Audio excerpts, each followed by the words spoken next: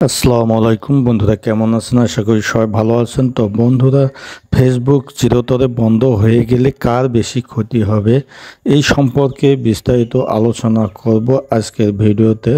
তো এই জন্য ধৈর্য সহকারে পুরো ভিডিওটি দেখবেন। ভালো লাগলে লাইক দেবেন, শেয়ার করবেন বন্ধুদের মধ্যে, আর অবশ্যই আমার চ্যানেলটি সাবস্ক্রাইব করে অল নোটিফিকেশনে ক্লিক করবেন এবং ফেসবুক থেকে যারা দেখছেন পেজটি ফলো করে পাশে থাকবেন পরবর্তীতে নতুন নতুন টিউটোরিয়াল ভিডিও পাওয়ার জন্য। তো বন্ধুরা, আমরা চলে যাচ্ছি মূল ভিডিওতে।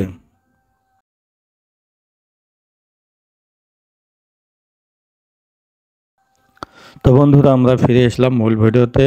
বাংলাদেশে ফেসবুক, হোয়াটসঅ্যাপ, মেসেঞ্জার এবং টিকটক সহ সোশ্যাল মিডিয়ার বেশ কিছু সোশ্যাল মিডিয়া বন্ধ রয়েছে। এর মূলত কারণ হচ্ছে বাংলাদেশে চলছে কোটা বিরোধী আন্দোলন, কোটা সংস্কার আন্দোলন। এই আন্দোলনের মুখে সরকার সোশ্যাল মিডিয়াগুলো বন্ধ করে দিয়েছে। এগুলোকে মনে করছে যে সন্ত্রাসীর আড়ত, আর এই সন্ত্রাসী আড়তের কারণে এই মিডিয়াগুলো বাংলাদেশ থেকে বন্ধ করে দেয়া হয়েছে। আর এগুলো কবে নাগাদ খুলে দেওয়া হবে সে সম্পর্কে এখনও নিশ্চয়তা পাওয়া যায়নি। তবে যদি ফেসবুক, ইনস্টাগ্রাম বা টিকটক, হোয়াটসঅ্যাপ, মেসেঞ্জার এগুলো যদি খুলে না দেওয়া হয় সেক্ষেত্রে সবচেয়ে বেশি ক্ষতি হবে কাদের? বাংলাদেশি লোকদের।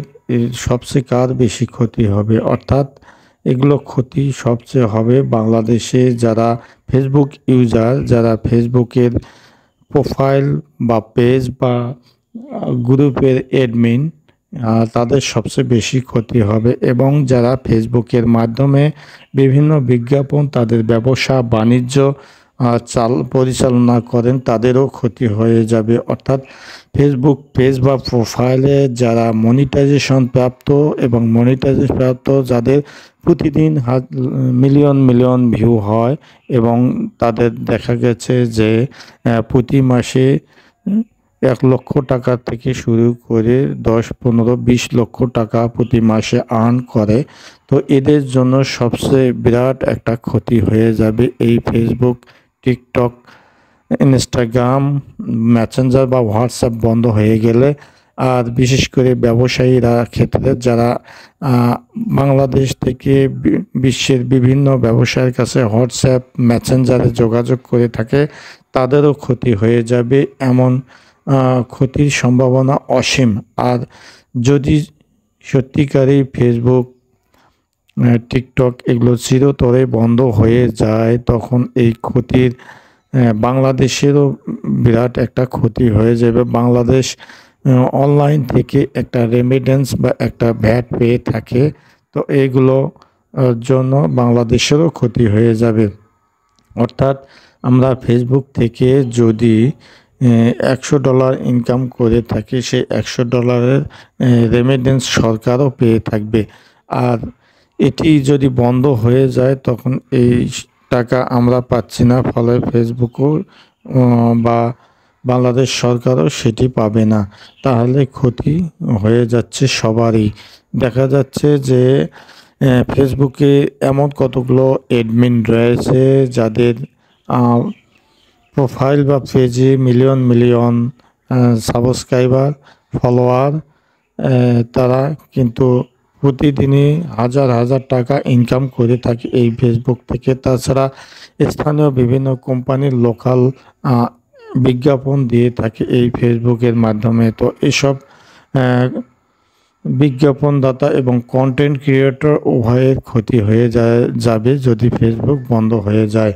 তো এমন তো অবস্থায় ফেসবুক যদি বন্ধ হয়ে যায়, ফেসবুক সহ বাংলাদেশের সোশ্যাল মিডিয়া, এই Facebook, Twitter, Instagram, TikTok, Messenger, WhatsApp এগুলো বন্ধ হলে অনেকে মাঠে মারা যাবে, অনেকে বেকার হয়ে যাবে, ফতুর হয়ে যাবে।